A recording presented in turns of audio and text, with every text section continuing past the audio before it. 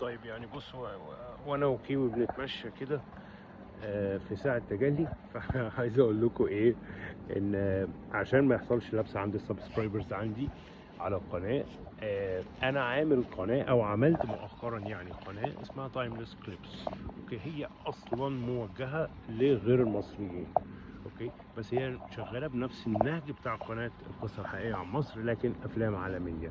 اوكي، انا ليه بقى شيرت منها 3 فيديوهات تحديدا كنوع من الدعاية، بحيث انت طبعا كلنا برضو اتربينا على السينما الامريكية يعني وبوجه عام على السينما العالمية. لو حابب ان انت تعمل فيها سبسكريبشن هكون طبعا سعيد، وده شيء على راسي يعني. مش حابب اديك برضو خدت فكرة ان انا عندي قناة تانية للافلام العالمية، وطبعا طبيعي ان هي تبقى بالانجلش.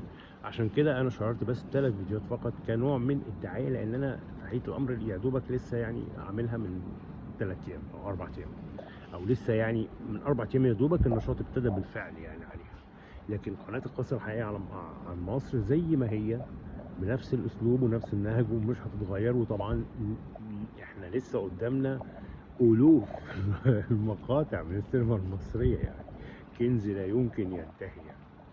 بس كده، فحبيت بس افهم طبعا الاعزاء اللي انا بتشرف ان هم عاملين سبسكريبشن، واللي هم الحمد لله يعني المشاهدات اعتقد النهارده هتكون تجاوزت ال 2 مليون، وده شيء يعني بيسعدني بشكل جبار يعني.